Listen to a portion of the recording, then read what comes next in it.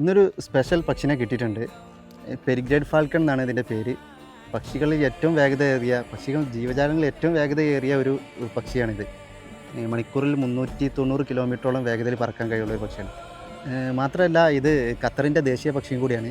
ഇവർ കൂടുതൽ ഇതിൽ പെറ്റായിട്ടും അതുപോലെ ഹണ്ടിങ്ങിനൊക്കെ ആയിട്ട് യൂസ് ചെയ്യാറുണ്ട് ഈ പക്ഷിനെ. നമുക്കിതിൻ്റെ കുറച്ച് ഫോട്ടോസ് കണ്ടു നോക്കാം.